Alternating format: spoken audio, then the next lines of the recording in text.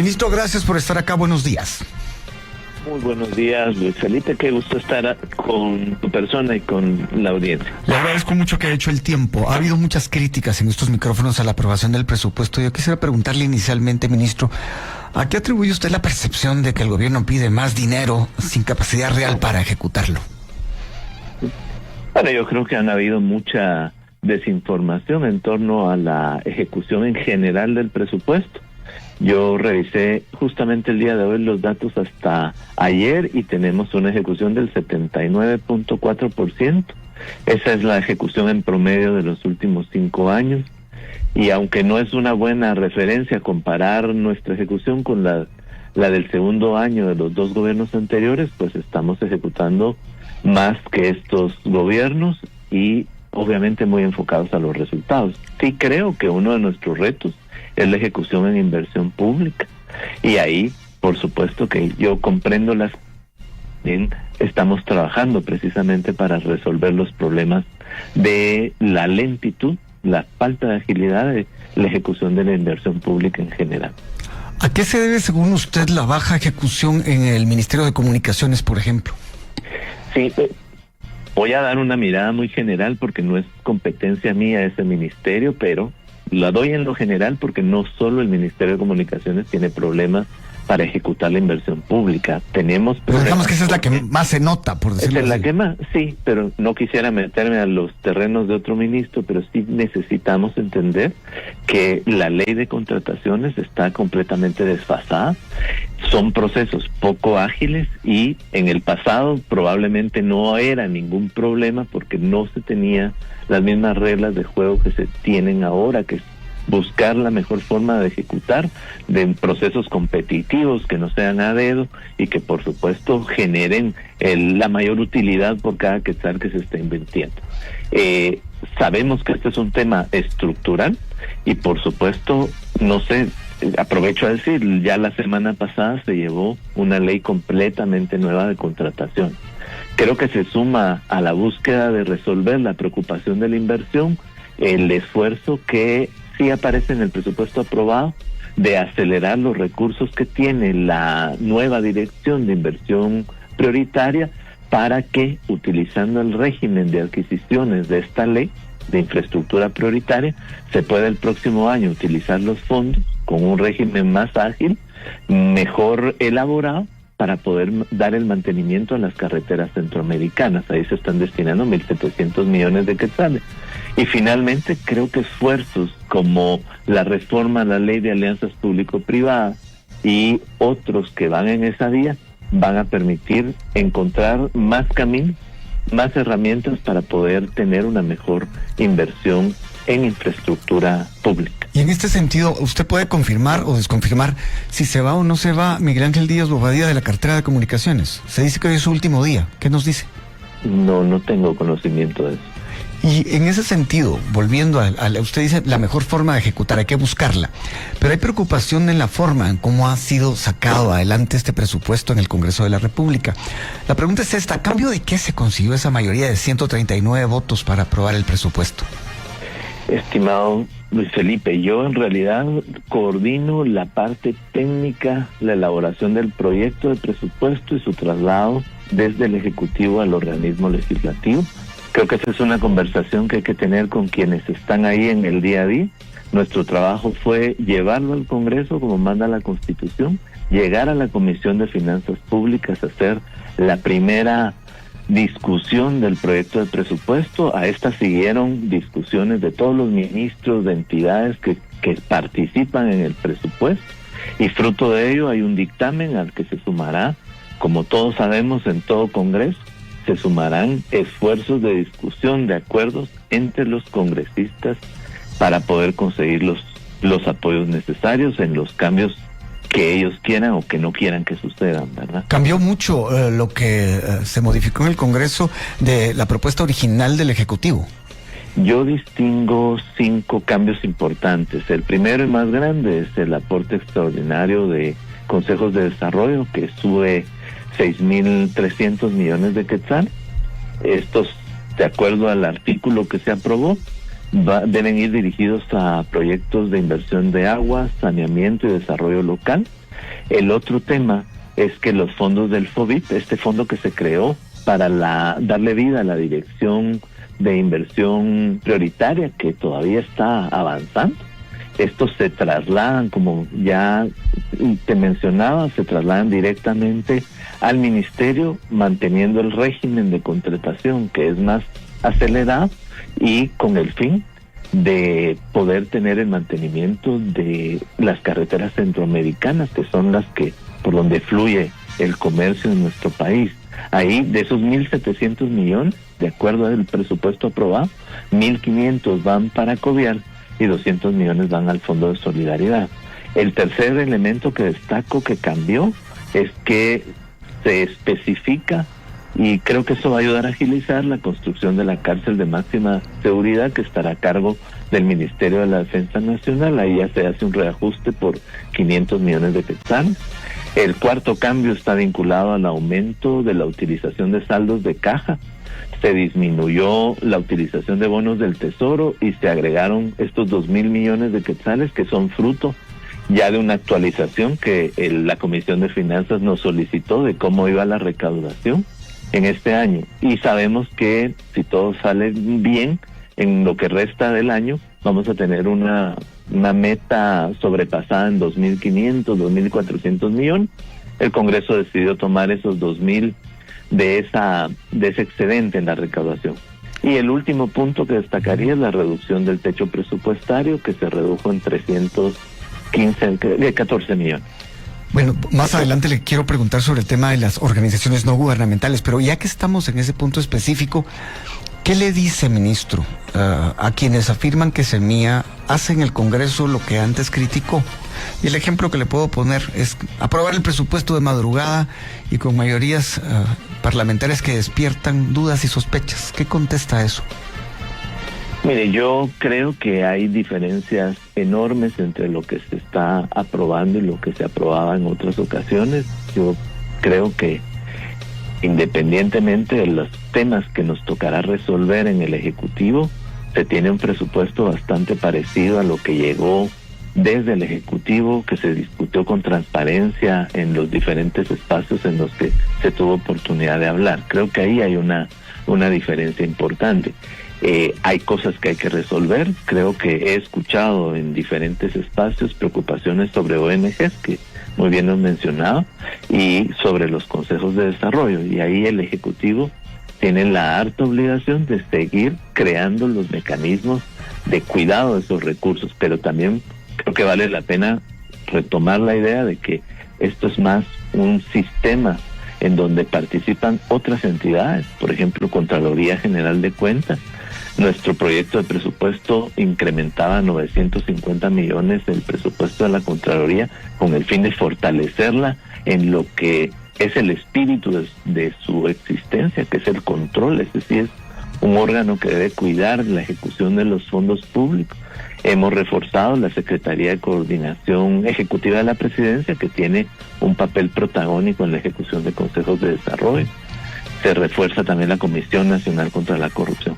Es decir, que atendemos las preocupaciones, porque también las hemos visto, son preocupaciones sobre hechos reales, fenómenos reales, y lo que nos toca desde el Ejecutivo, porque esto es una ley, es disminuir todas las probabilidades de usos ineficientes y corrupción de todos los rubros en el presupuesto, y en especial donde la sociedad ya nos advirtió que tiene dudas. Usted habla de lo técnico, digamos. Usted dice que lo que se ha aprobado esta semana es diferente a lo que se aprobó antes. Pero la forma, a eso me refería yo inicialmente, y sobre todo, o sea, ¿qué diferencia ve usted entre lo que pasó esta semana y lo que ocurrió en noviembre de 2020, que trajo consigo una manifestación grande que se conoció como 21N? ¿Cuál es la diferencia que usted ve en forma?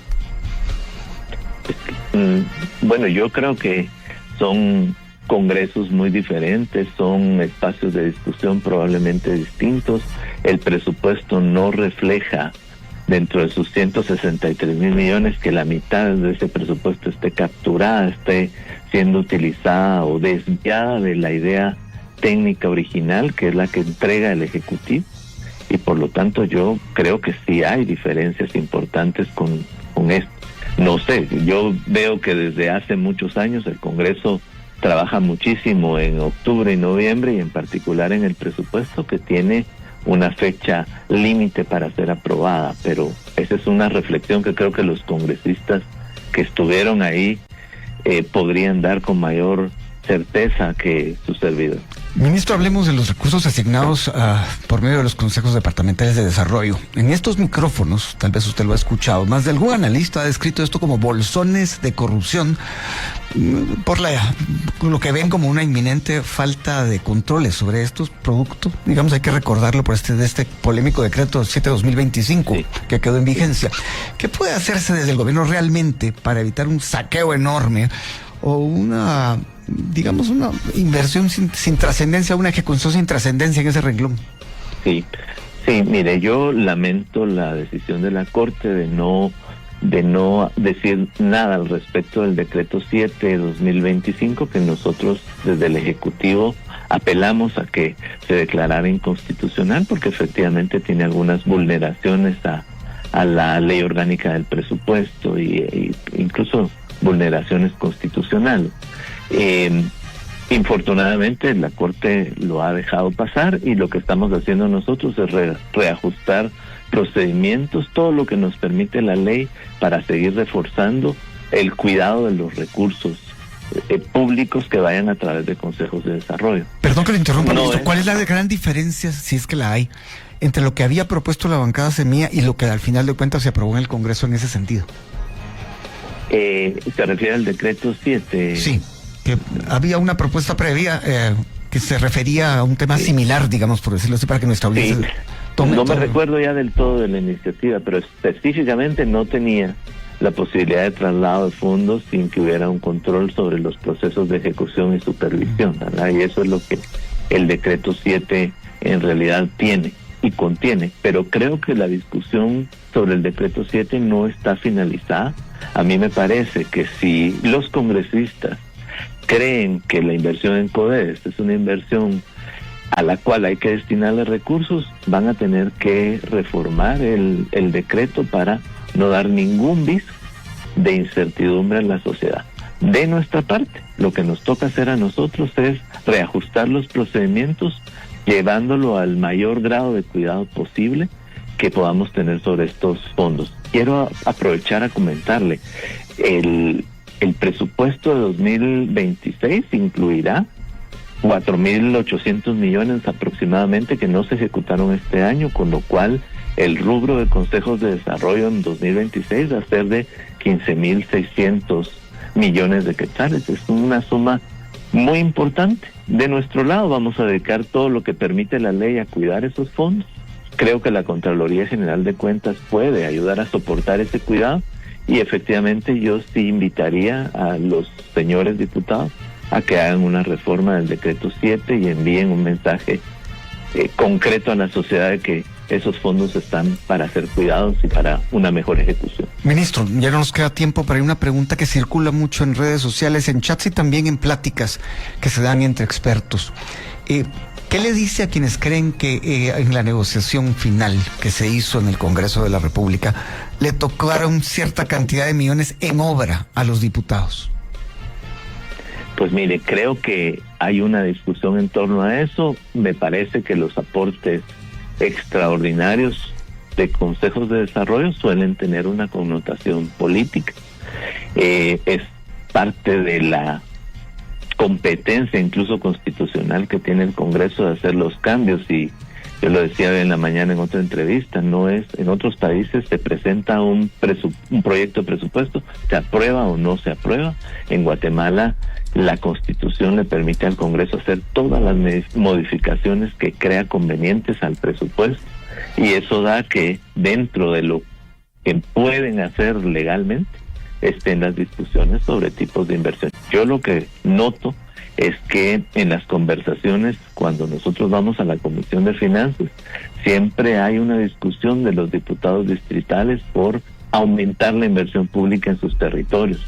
No es una discusión ilógica, creo que es racional, y entendería que es parte de las discusiones políticas que se dan y se seguirán dando, porque muchos diputados representan territorios puntuales. Ministro, si ya no tenemos más tiempo, le agradezco que haya tomado la llamada y me gustaría extenderle una invitación para que en un futuro cercano usted pudiera venir y así tener más tiempo y ahondar más en temas, porque por ejemplo el tema de las alianzas público-privadas no lo hemos tocado a fondo. Ahí hay controversia, usted la conoce, y me gustaría que en 30 segundos nos diga esa controversia de la alianza público-privada, de las alianzas, de esta ley que se está modificando para agilizar esto, y el tema CACIF. ¿Cómo lo ve usted? Yo lo he dicho ya en público, presido el Consejo Nacional de Alianzas Público-Privadas, lo seguiré presidiendo, creo que es un buen espacio. Los grandes errores en las instituciones es tener gente donde todos piensan igual. Yo creo que, por mi experiencia, quienes ocupan las sillas de la Cámara de la Construcción y del CACIF llegan con una visión propositiva del trabajo y nunca hemos tenido grandes diferencias, hay una visión de país. Igual que sucede en la mesa de riesgo país, yo también lo he dicho públicamente, nosotros necesitamos encontrar espacios institucionales de diálogo con madurez. Ya la representatividad de si CACIF sigue siendo el único que representa al sector privado es una discusión que tiene que dar el sector privado. Pero yo no veo mal que hayan espacios institucionales de diálogo donde puedan haber visiones diferentes y el poder público pueda tomar la mejor decisión posible. También acepto la invitación porque Luis Felipe, hoy se publicó una ley que permite la agilización de la devolución de impuestos. Nadie ha hablado de eso y sin embargo es un gran paso para nuestro país porque por primera vez aquellos contribuyentes que no sean exportadores y que tienen devoluciones de impuestos pendientes solo tienen que aplicar a ese proceso que dura más o menos 60 días hábiles y ya nunca más vamos a tener la arbitrariedad de tener que conocer a alguien para que nos puedan agilizar esos procesos. Nosotros, este gobierno ha regresado, ha devuelto más de 1.900 millones de quetzales de una empresa que tenía devoluciones pendientes de impuestos incluso de 2015. Creo que esto también es un llamado a la inversión, al cierre de caminos a las arbitrariedades y es parte del trabajo que nosotros estamos haciendo, que no termina y que cuesta mucho, pero que ahí vamos. Y lo otro que quisiera destacar, que no hemos platicado, o yo por lo menos no he ido contigo, es la nueva ley de contrataciones públicas, que también es un paso en la dirección correcta. Lo hemos construido con muchos apoyos, incluido el del Departamento de Comercio de Estados Unidos, y creo que son elementos que, más allá de la coyuntura, pueden hacer cambios estructurales en nuestras políticas públicas. Será de poner fecha, pero me queda una última pregunta en este sentido, ministro Mencos. Ese rompimiento que ha habido entre el grupo parlamentario, los integrantes, los 23 diputados que de algún modo están vinculados al Ejecutivo, ¿eso tienes regreso? ¿Hay reconciliación después de este tema? Caramba, usted me está preguntando cosas que van más allá de mi función de ministro. Yo creo que lo que hemos observado en los días recientes ha sido una congruencia en los objetivos. Creo que un grupo sí ha decidido tomar un camino diferente y ha constituido este esfuerzo de raíces. La bancada oficialista sigue siendo la bancada semilla, tiene un jefe de bloque que es el diputado José Carlos Sanabria y hasta el momento yo veo muchas convergencias. Nosotros no somos un partido estalinista donde todos tienen que pensar igual, ¿verdad? Y creo que eso es lo que hay que aprender. Y por el otro lado, pues cada político toma sus decisiones esperando seguramente lo mejor para su futuro. Yo sigo concentrado en mi trabajo de ministro, sigo concentrado en dar los mejores resultados que además es lo que ofrecimos en nuestro plan de gobierno. Y estoy convencido de que en medio de todas las vorágines el país va caminando por una buena senda, como se ve el buen crecimiento económico, se ve el incremento de inversión extranjera y estamos revisando algunos datos que también nos revelan una mejora en la posibilidad de crear empleos formales y en la propia disminución de la informalidad. Ministro, entonces vamos a ponernos de acuerdo con la fecha. Sería interesante poder tener más tiempo y tenerlo acá. Así que por ahora le agradezco que haya tomado la llamada. Vamos a la pausa, regresamos.